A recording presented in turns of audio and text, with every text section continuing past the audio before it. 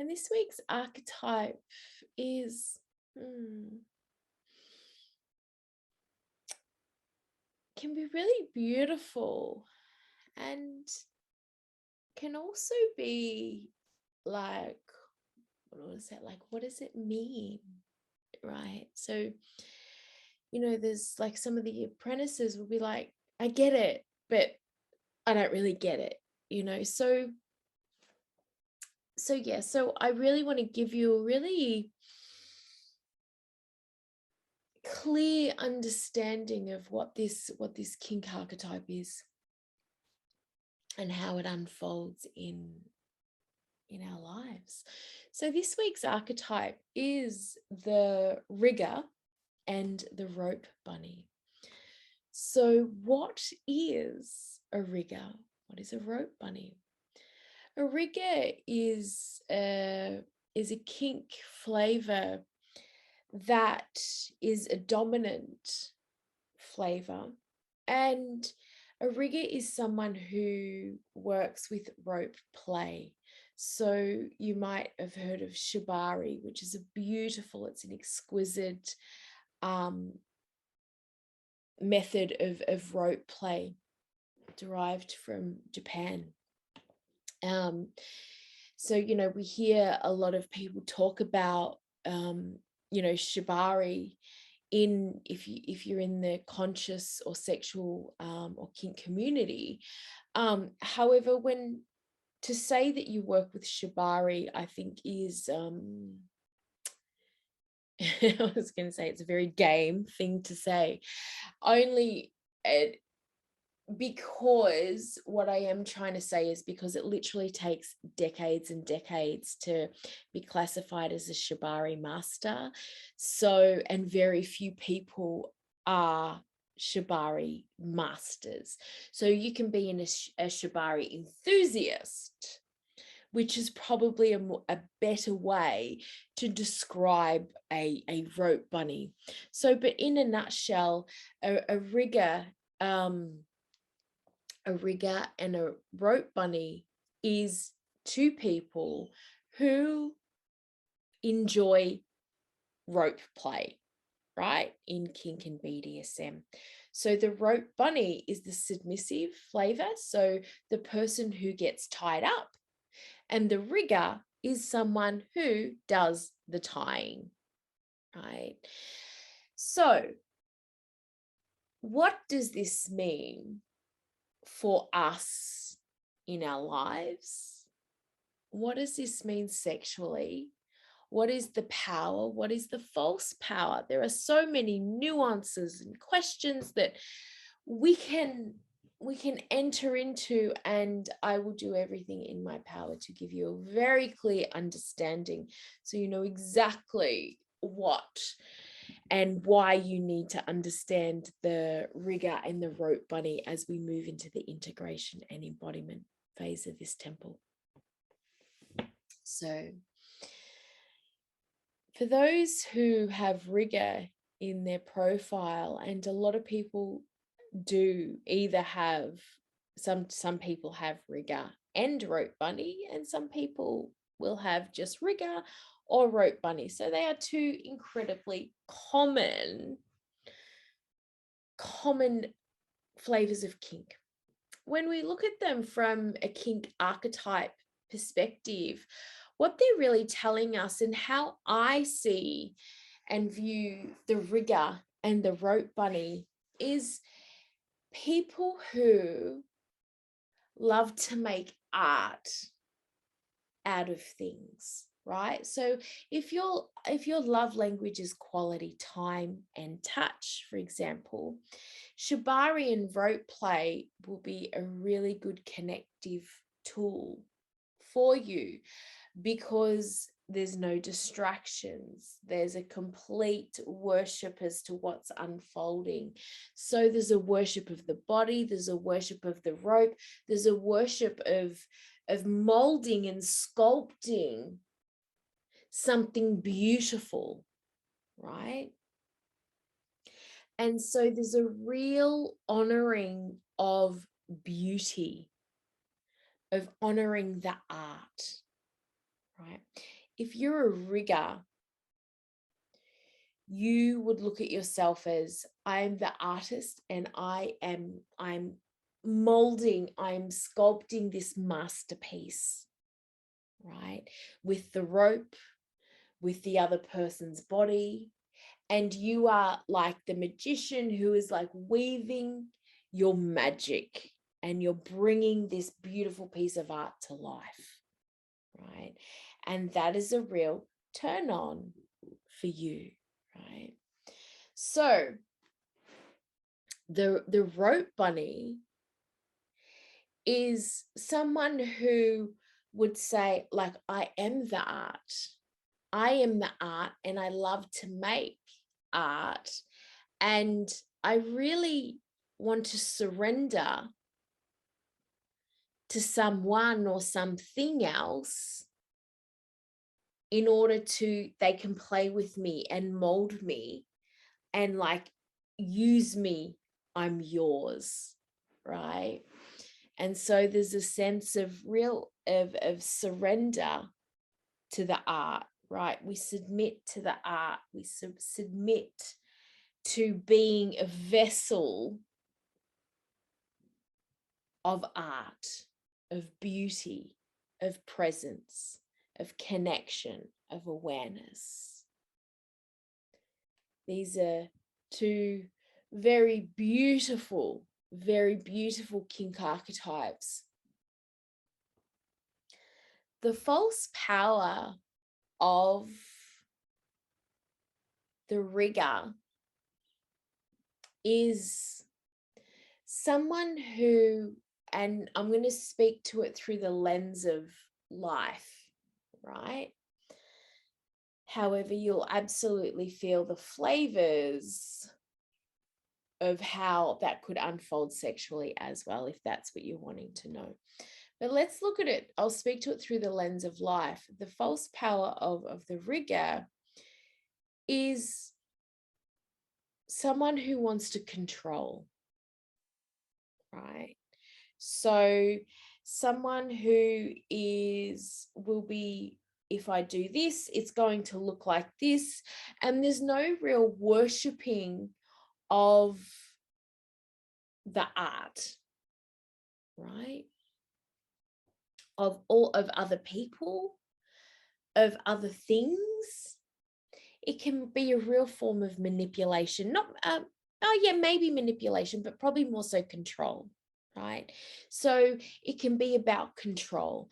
I'm going to control you and you will look like this. It's like an artist that is thinking about exactly how they want this painting to look without really letting the painting tell its own story and have its own journey. Yeah. So it's like, okay, I am drawing a house and it will look exactly like this, rather than going, okay, like I really feel to like put this here and this color here and, put this body part here and do this thing. So there's no trust in the divine process. There's no trust in other people. There's no trust in the things. There's just I have to control this, right? So it's someone who deeply loves art. However, you love it so much.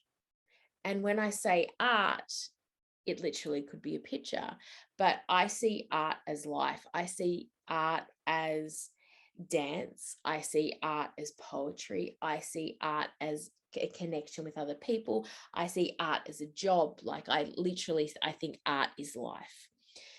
And so there's a real sense of I have to control this.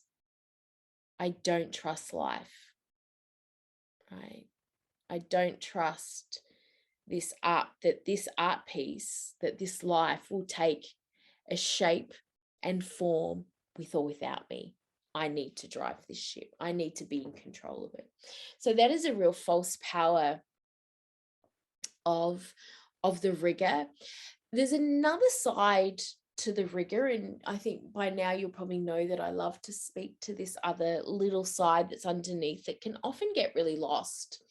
And this other side to the rigor that is also a false power is, I can't go and make this art piece. I can't be in life and make stuff happen unless I have all the people and all the things in front of me, and then I can go and do my thing, right? So there can be a lot of inaction in the rigor as well if you don't have the tools, the equipment, the people right in front of you that are going, here I am, okay, right, I'm ready to go do this thing, I'm ready to go do life with you now. And you're going to need this, and this. Right? So there can be a lot of inaction where it's like, okay, you're just waiting. You're waiting for it all to just like to get all your ducks lined up in the row. You're waiting for other people to come in, and there's no initiative of you going out there, and you're not proactive in order to make it actually happen and to bring it to life, right? Because you're seeing other people and other things as the success and not yourself, right? Okay. So it's like that false power, what came to me just now is like, that false power is very much a director waiting to direct a movie, sitting in the chair, and there's no actors, there's no props, there's no set, and waiting for like the props and the actors and the set to just form itself, right? Okay, here we are. What do you want us to do? Right? So there's action that needs to happen in order for the props to be on the set, in order to the set to be made, for the actors to be there. There's pieces that need to be moved and in place. So there's action before that. Yeah. So, okay. So let us talk to the false power of the rope bunny. And as we do, just I really invite you to make notes of, okay, yeah, this is, I kind of do this. Like I do this. I can see myself in the past. I've done this. I have a tendency to be on this or this, or so just knowing where your false power is. Where is your default when you tend to like lean back into the false power? Where do you usually go? Right? What side of this false power are you on? Right? What are your tendencies? Yeah. Okay. So let us speak to someone's just started mowing the lawn. Good-o. So let us speak to the false power of the rope bunny. The false power of the rope bunny is, again, similar to the rigor, is I'm the art and I can't actually direct my own movie, my own masterpiece. I need someone to direct me because I don't know how to do this on my own. Right? I need to show someone to tell. I need someone to show me. I need someone to tell me, because I can't do this on my own. So you're waiting for, if you're putting it through the lens through the movie, it's you're the actor and you're waiting for the director to show up, right?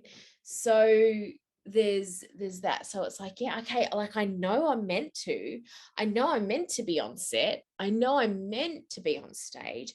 I know I'm meant to act, but again, then there's a lot of inaction because you're waiting for that role to present itself. You're waiting for someone else to see you. So again, there's a lot of inaction in this false power. I can't surrender to my art. I can't surrender to life unless I have someone come in and tell me exactly where they want me and what I need to do. right? And you think about how many times, gosh, even, I think of like, just throughout my own life, and how many times have you gone, I just want someone to tell me what to do. I just want someone to tell me what to do. Like, to go, do this, be here, this is what's going to happen, and you don't even need to worry. You just need to be here, right here, and everything will be fine, right? Tell me what to do. Tell me what to do. Like, how enticing, how alluring is that thought process, right? We've all been there. So this is what I mean. So we've all had these flavors of this happen throughout our lives. So these are archetypal behavior. These are patterns of behavior that are universal. So we're not alone in these concepts and in these life decisions and choices and feelings. Is they are universal patterns that we all experience at some time or another. And this is a beautiful one that I think that everyone will be able to relate to, is that desire for just someone to tell me what to do, direct me, tell me where you want me to be, even if it's not to someone else, the universe, like, tell me, universe, like, God, tell me where you want me, how it's going to unfold, and I'll just be there. Yeah. So let us then just speak to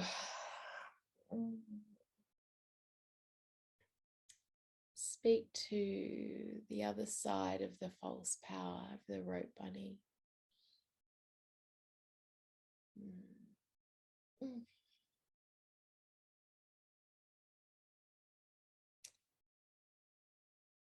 There's a real sense of what's coming through is like there's a real sense of hiding, right? Of hiding.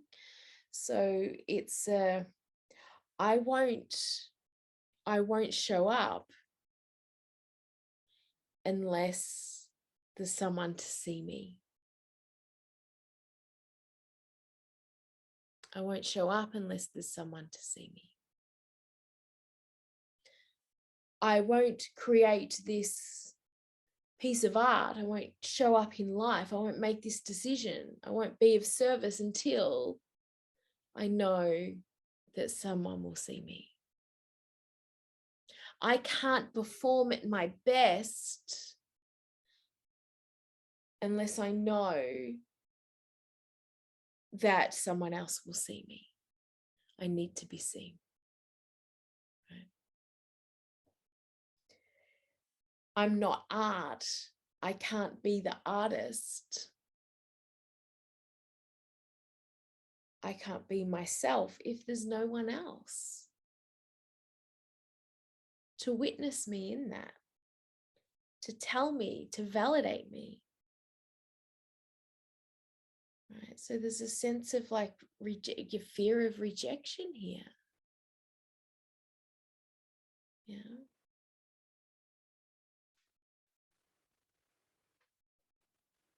So let me just see if there's anything else that wants to present itself with the false power of the rope bunny.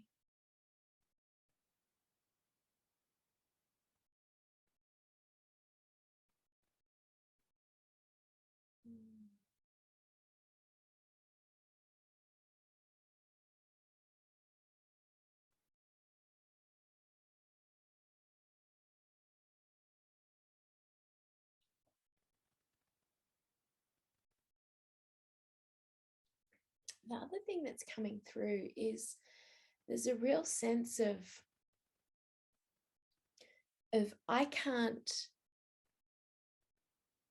this artwork is not complete. This life is not complete unless I have the rope, the rigor to mold it all together, right? So there's a real reliance on other people. And there's a inability to not see the beauty in you on your own. in your entirety, in your fullness. There's a real sense of like, I'm only beautiful when I have this or this and this, right? That is a real false power of the rope bunny. Again, I think, this is something that many of us will really be able to relate to. So I'd love to hear what is alive in you and what you're recognizing here. So you can see the threads where with the false power between the rigger and the rope bunny, they're very similar. The threads are very similar. However, one's got a more dominant flavor and then the other one's got a more submissive flavor. So, but the false power there is really very, very similar and just kind of, tweaked a little bit as to which side of the fence you are on. All right, let us speak to the power, because that's what we really want, right? That's what we really want. So I'm just gonna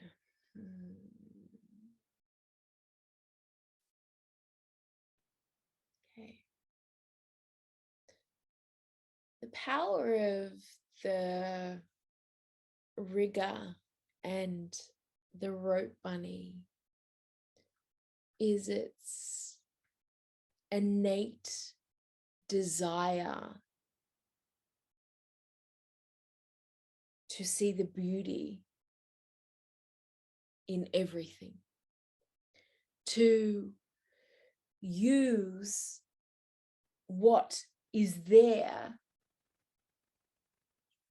to make this masterpiece, to make this beautiful art, right? I will use whatever life is given me and I will mold it, I will sculpt it into the most exquisite masterpiece you have ever seen, right? I'm going to surrender to what life has given me and I'm going to be the art, right? I'm going to be the art. I want to surrender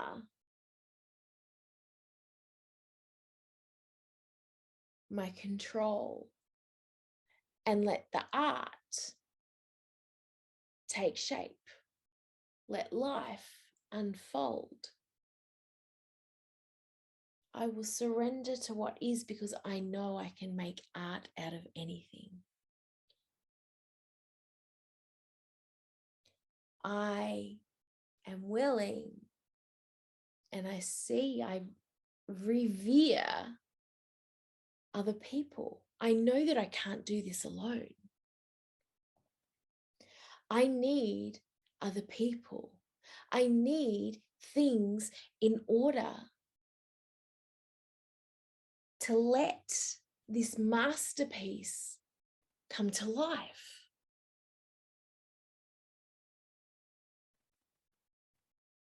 The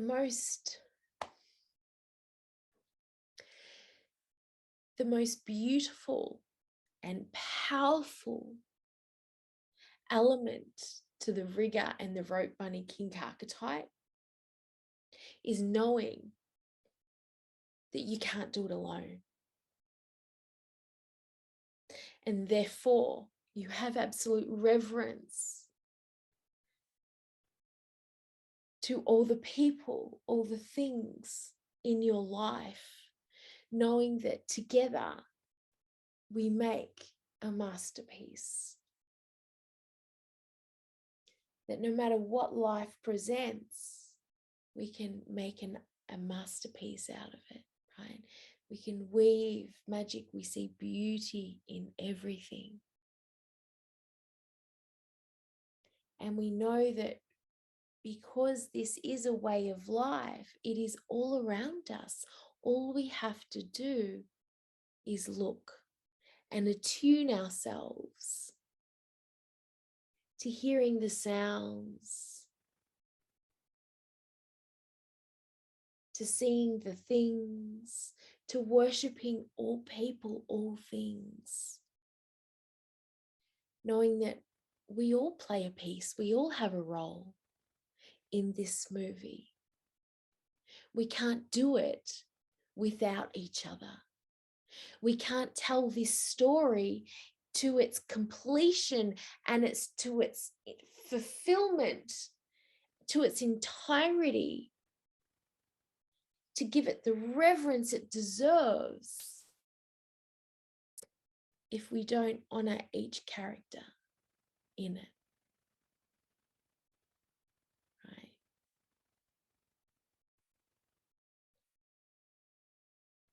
That is the beauty, the power of the rigger and the rope bunny, is our honoring of relationships, of other people, of things, knowing that we don't need anything extra in order to tell this story. And if something comes in, then we use it, right? We discard nothing. We make art out of everything. We make it into a masterpiece, and we cannot do it alone. And we're not afraid of the art. If you pull too tight, you feel the friction against your skin. It's like, oh, we know that we get these jolts of aliveness, right? With that friction gives us when you pull too tight, right? When we're bound, sometimes we can be free. There's freeness in being bound when we surrender to that, right? And we allow ourselves to just melt and mold into all the knots, all the grooves, all the curves. And together, we work our magic to make the masterpiece. And it's not even about knowing what the masterpiece looks like. It's about moment to moment. I really feel to put this here. I really feel to put this here. I really feel to just do this. I'm just going to pull this a little bit tighter. I'm going to wrap it around here. I'm going to wrap this in this, and then I'm going to bring it over here, and I'm going to do it over here. And then I'm going to pull it together. And then I'm going to tease it out. Right. And we can work it and play with it and be agile in it. And there's a real seduction there. And that's what's really, when we do this, we melt into that, the power of the rigger and the rope bunny. There is an embodiment of the purest form of seduction. And then we know we're home.